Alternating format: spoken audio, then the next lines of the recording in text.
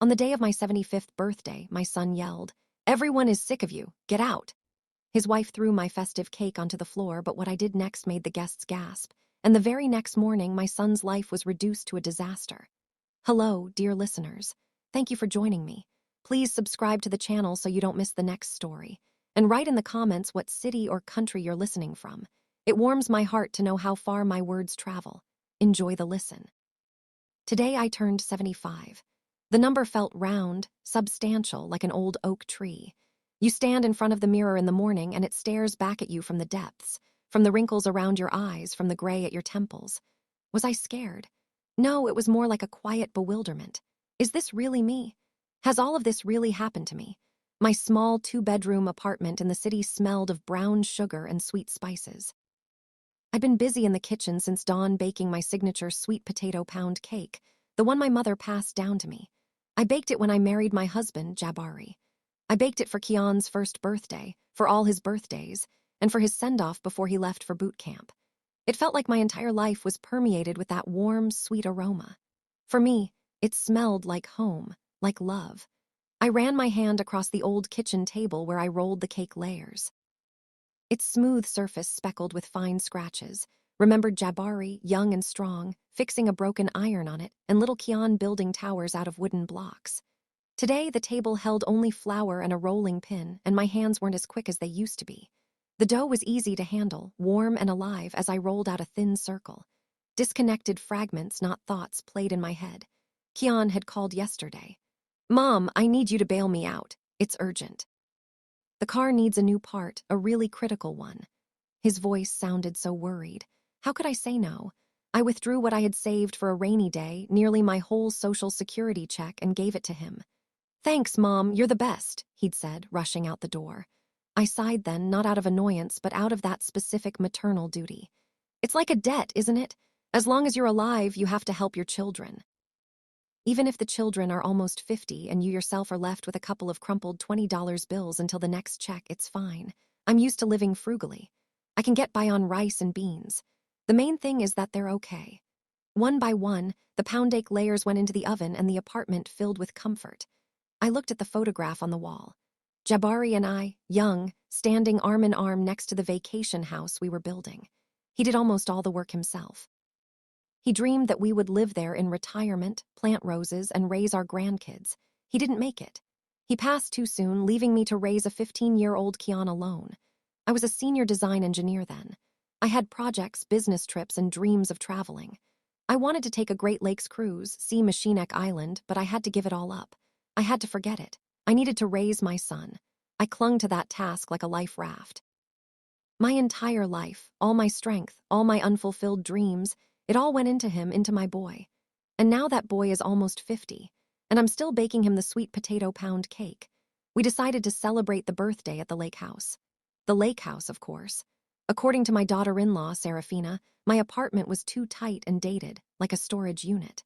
She'd said so without flinching when I suggested hosting the guests here, looking somewhere past me as she spoke.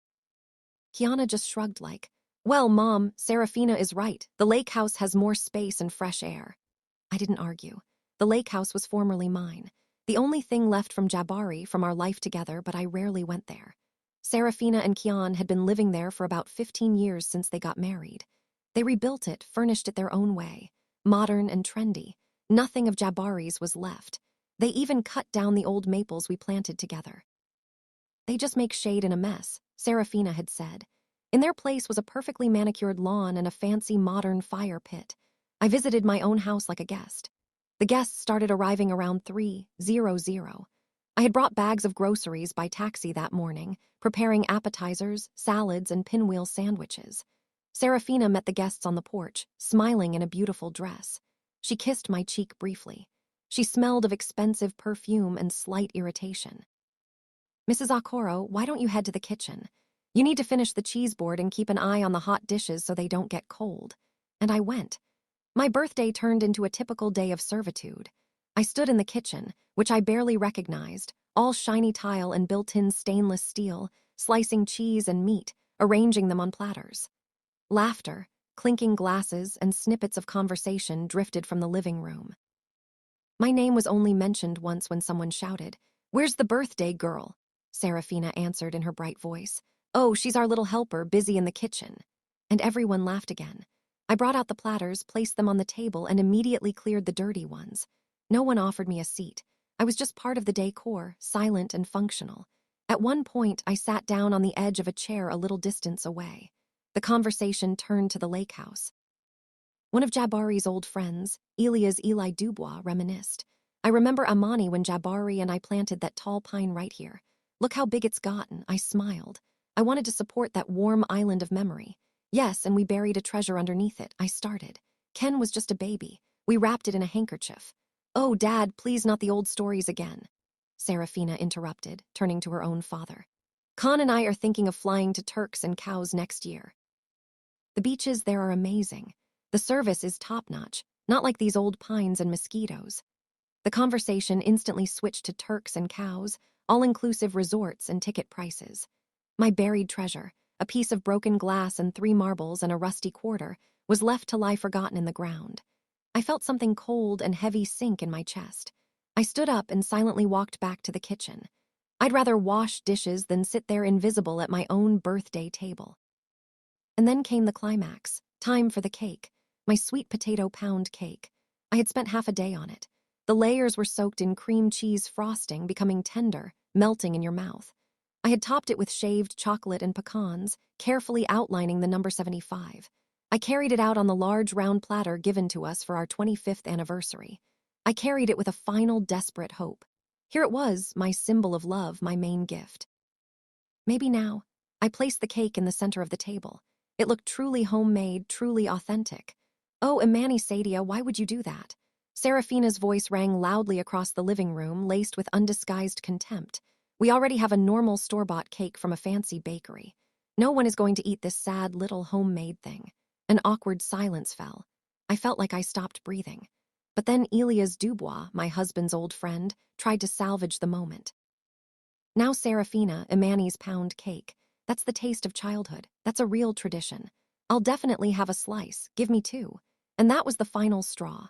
The word tradition spoken in front of her trendy, wealthy friends sounded like an insult to Serafina.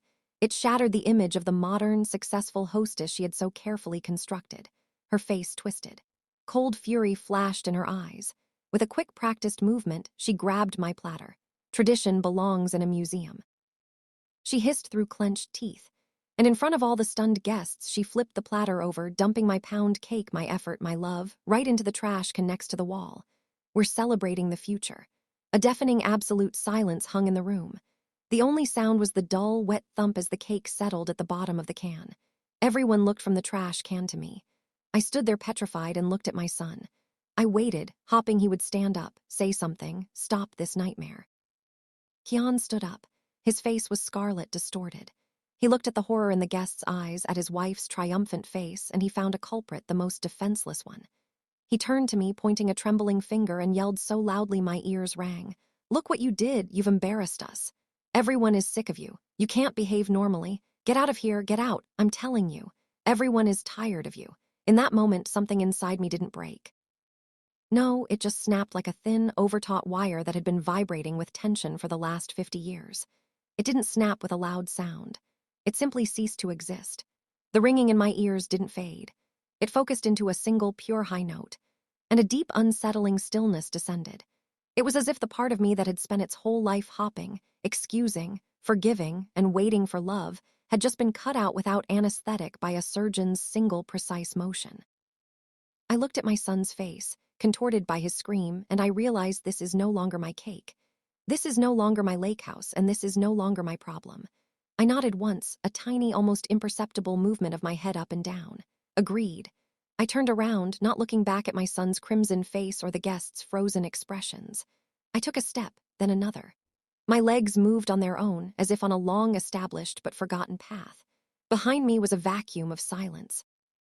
I reached the foyer and took my old light trench coat from the hook.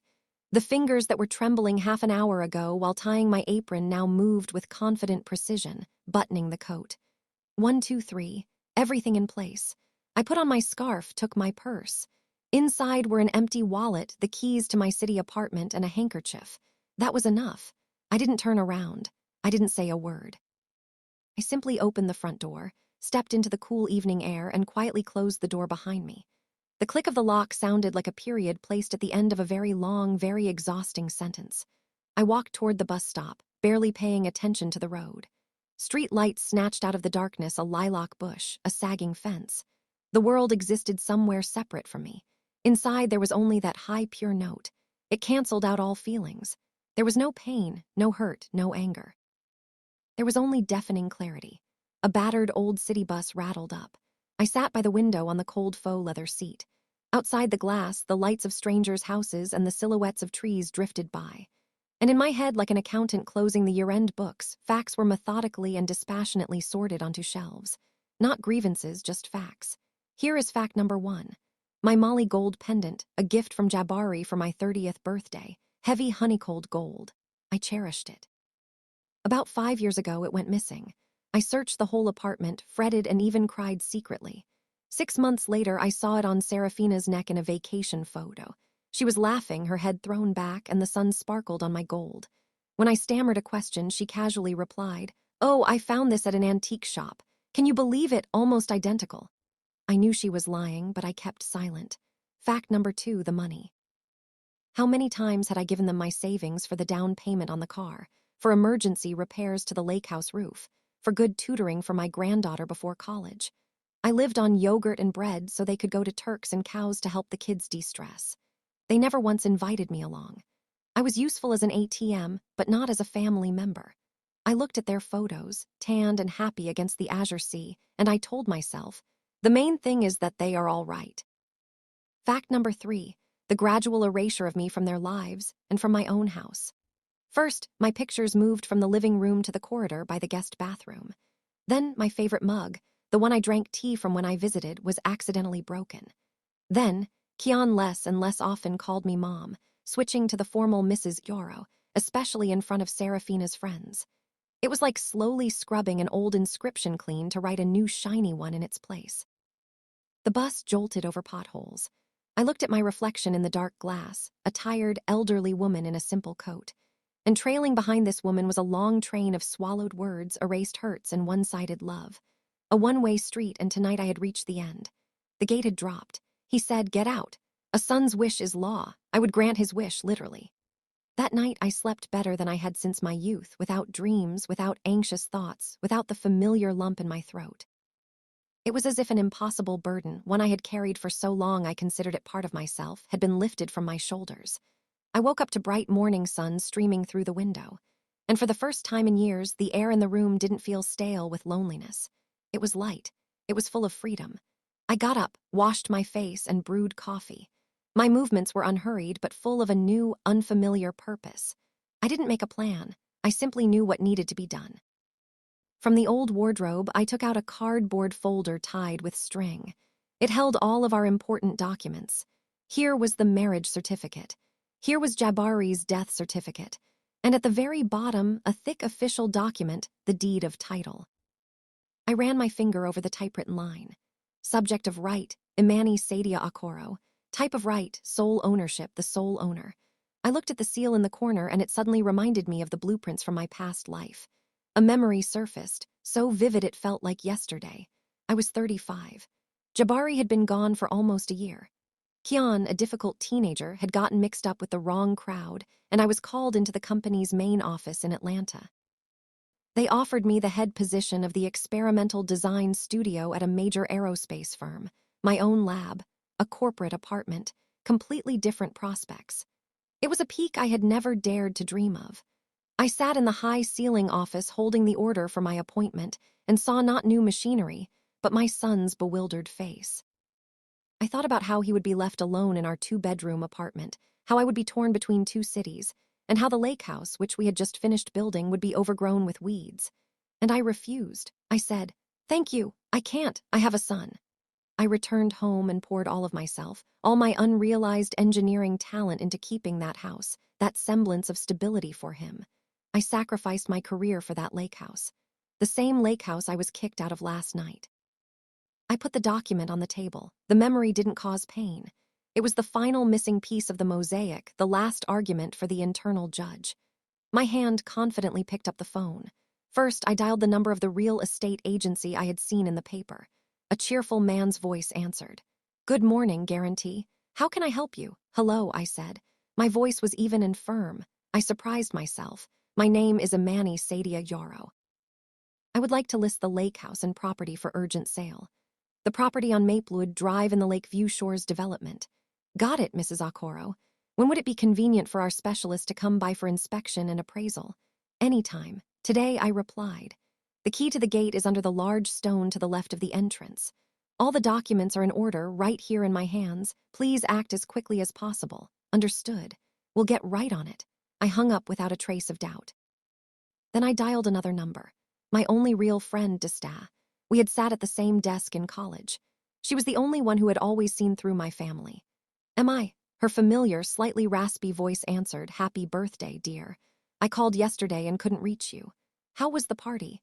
I silently listened to her cheerful greeting, and then quietly, without emotion, I told her in a few sentences about the cake, the trash can, and Kian's scream. Silence hung on the other end, and then Desta exhaled. "Finally," she said, her voice a mix of relief and warmth. "Finally, Imani, I've been waiting for this call for 20 years. They mistook your patience for a doormat. So what are you going to do?" Her question was direct without unnecessary sentiment. She knew the issue wasn't the cake. "The agent is listing the lake house for sale this afternoon," I calmly replied. Destat chuckled approvingly into the phone. "Good, very good. Now, listen to me closely. They'll start calling soon, screaming, crying, trying to play on your guilt. Don't answer. Under no circumstances let that for sale sign speak for you. It will be more eloquent than any words." "Okay, Destat," I said. "Hang in there, friend, you're doing the right thing." I hung up the phone. There was silence in my soul, not the dead silence of the vacuum from last night, but the quiet, clear stillness of an autumn morning. It was settled. There was no turning back. A few days passed. Days of a quiet I hadn't known in years. The telephone on the dresser was silent, and that silence spoke volumes. I knew what they were thinking. They were waiting for me to cool off as usual, bake some biscuits, come with a contrite head, and apologize for daring to upset them with my existence. They were waiting for me to call and say, "Can, son, forgive your silly old mother." This pattern had worked flawlessly for decades, but the mechanism was broken. I wasn't waiting. I was living. I got up in the morning and did the exercises I'd abandoned 20 years ago. I went to the store and bought myself not the cheapest cottage cheese, but the one I liked. I took my old knitting needles and a ball of yarn from the closet and started knitting. A simple, unadorned scarf. Row after row, stitch after stitch. The rhythmic clicking of the needles was soothing. This was creation. I was creating something simple, warm, and entirely for myself. Outwardly, nothing in my life had changed. But inside, everything had. I stopped being a function, an appendage to their well-being. I was Imani Sadia Okoro again, not just a mother and mother-in-law, but an independent person. I knew this was the calm before the storm. I didn't see it, but I could clearly picture the realtor's car pulling up to the lake house. I could see the serious man in a suit taking a hammer and a large, bright sign from his trunk. I saw him walking across Serafina's perfect lawn, choosing a spot, and with a few precise hammer blows, driving the post with the word "for sale" into the earth that belonged to Jabari and me. That sign was my reply, my statement, my farewell. And then on the third afternoon, the phone exploded. It rang frantically, demandingly, choking on its own shriek. I sat in my armchair and knitted. I watched the machine, which seemed about to jump off the dresser. Kian called, then Serafina, then Kian again. I didn't answer. I had nothing to say to them. Everything I wanted to say was written on that sign by the gate. They weren't calling to apologize. They were calling to demand an explanation, to put everything back in its place, but the old places no longer existed. By evening, they arrived. I knew they would. I heard the car pull into the driveway, the doors slamming, but I didn't get up. I continued knitting, row after row, stitch aft.